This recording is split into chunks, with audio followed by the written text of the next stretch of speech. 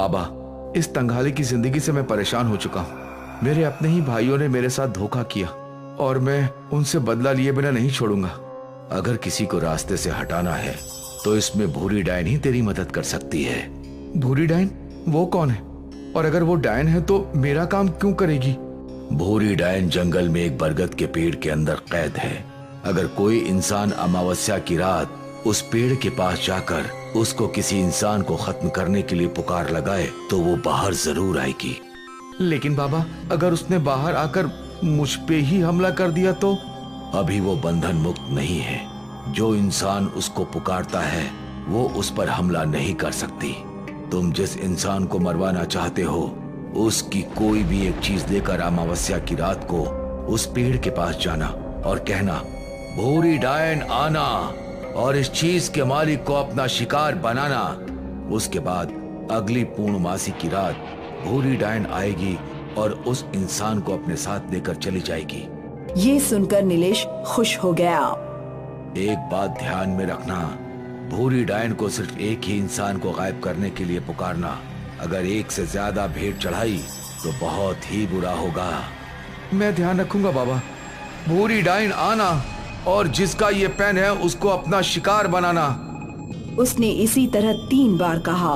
वहाँ बहुत तेज हवा चली और एक भयानक हंसी फिजा में गूंजने लगी।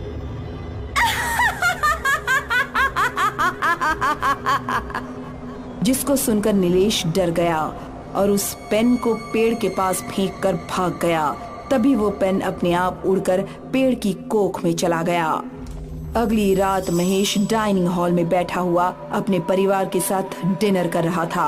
अचानक उसने देखा कि उसकी खाने की प्लेट में बहुत सारे कीड़े रेंगने लगे और ये भी महसूस किया कि जो खाना उसके मुंह में है वो भी कीड़ों में बदल गया है। ये देखकर उसका जी खराब हो गया और वो उठकर बाथरूम की तरफ भागा। मम्मी, ये पापा को क्या हुआ? ऐसे अचानक क्यों भाग गए? पता नहीं बेटा, क्या हो गया इनको। वो दोनों भी डर गए और बाथरूम की तरफ गए, लेकिन उस टाइम बाथरूम का दरवाजा अपने आप बंद हो गया और वो उसको पीटते रह गए। महेश खांसते हुए मुंह में पानी लेकर कुल्ला कर रहा था। फिर जैसे ही उसने आईने में देखा तो उसको अपने पीछे भूरी डायन खड़ी हुई नजर आई। वो भूरी डायन को देखकर डर से थर थर कांपने लगा। आज तो मजा ही आ जाएगा, एकदम हट्टा कट्टा इंसान। मुझे छोड़ दो। इतने दिनों से भूखी हूँ, कई सालों बाद बरगद के पेड़ से बाहर आई हूँ, ऐसे कैसे छोड़ सकती हूँ। भूरी डायन ने अपने तेज पंजे से 2 बार महेश के चेहरे पर हमला किया, जिससे उसका चेहरा खूनम खान हो गया।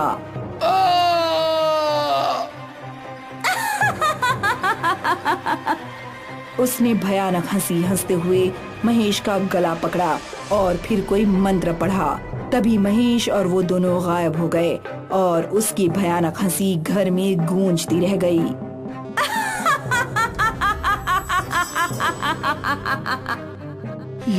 ये मैं कहाँ आ गया?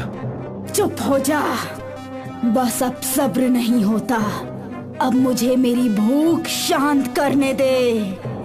कहकर उसने अपने तेज नाखूनों वाला पंजा महेश के पेट में मारकर उसका पेट चीर डाला और फिर उसका मांस निकाल निकाल कर खाने लगा।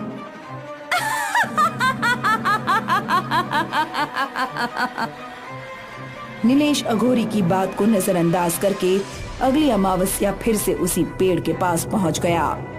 भूरी डायन आना और जिसका ये चश्मा है उसको अपना शिकार बनाना। कहते ही वहाँ फिर से तेज हवाएं चलने लगीं और भूरी डायन की हंसी फिजा में गूंजने लगी। अगली रात नीलेश का दूसरा भाई विक्रम अपने कमरे में सो रहा था। तभी उसको भूरी डायन की हंसी सुनाई दी।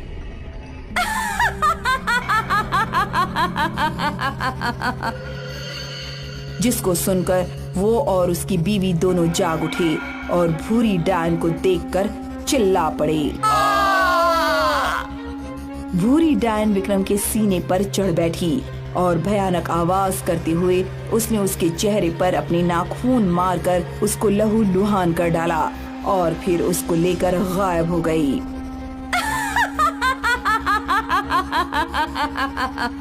तेरे भाई ने तेरी भेंट देकर बहुत बड़ी गलती की है। इतना कहकर भूरी डायन ने उसके पेट में पंजा मारकर उसको फाड़ डाला और फिर उसका मांस खाने लगी। अब अगली रात से भूरी डायन अपनी मर्जी से किसी भी घर में जाती और एक इंसान को उठा लाती। ये बात पूरे गांव में फैल चुकी थी और शाम होते ही गांव में डर का माहौल बन जाता था। कोई भी घर से बाहर नहीं निकलता था। उसकी भयानक हंसी सबको सुनाई देती थी और वो किसी न किसी को उठाकर अपने साथ ले जाया करती थी। ये पता चलने पर नीलेश डर गया और फिर से अघोरी के पास पहुंचा। बाबा, ये भूरी डायन अपने आप गांव के लोगों को उठा उठा कर क्यों ले जा रही है? आपने तो कहा था कि वो बुलाने पर ही आती है। मैंने कहा था कि एक से ज्यादा इंसान को उसका शिकार बनने मत देना। बाबा, मेरे दोनों भाइयों ने मेरी प्रॉपर्टी पर कब्जा कर रखा था, इसलिए मैंने उन दोनों को भूरी डायन के हवाले कर दिया, जिससे कि सारी प्रॉपर्टी मेरे नाम हो जाए। मूर्ख, तेरी इस गलती की वजह से उसकी शक्ति बढ़ गई है और वो बिना बुलाए भी अब किसी को भी उठा सकती है।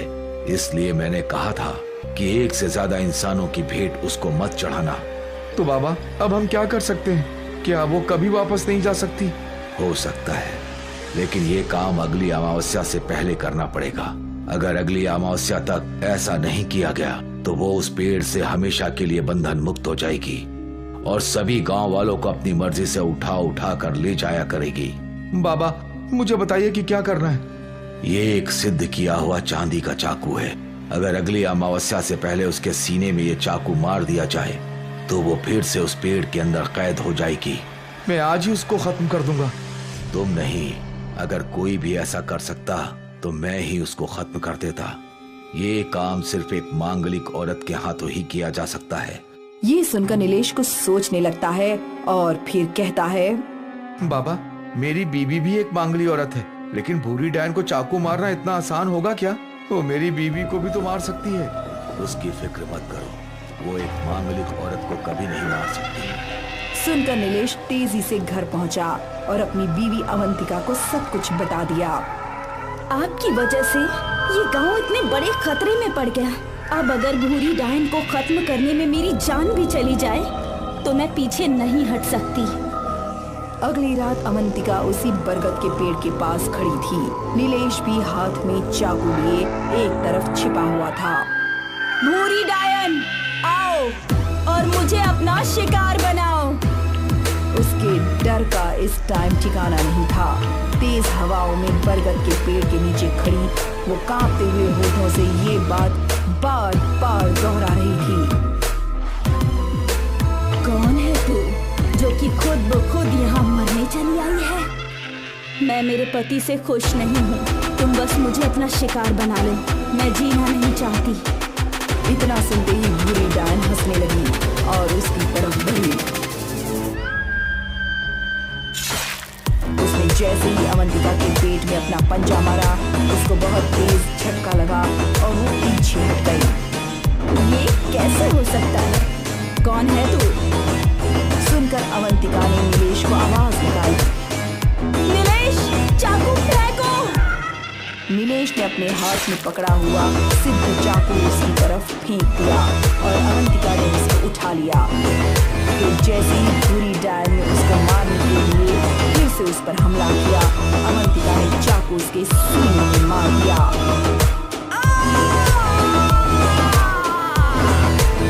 भूरी डायन के मुंह और सीने से खून निकलने लगा। उसकी चीख सुनकर बाकी सब गांव वाले जो अभी तक छिपे हुए थे सामने आ गए और उसको तड़पते हुए देखने लगे। कुछ मिनटों में वो जल भूनकर खाक हो गई और धुआं बनकर वापस पेड़ के अंदर हो गई। अवंतिका और नीलेश, तुम दोनों की वजह से ही हमें इस डायन से छुटकारा मिला है। इसके लिए हम तुम लोगों के हमेशा आभारी रहेंगे। फिर सभी हंसी खुशी जंगल से गांव की तरफ वापस चले गए और पेड़ से एक आवाज आ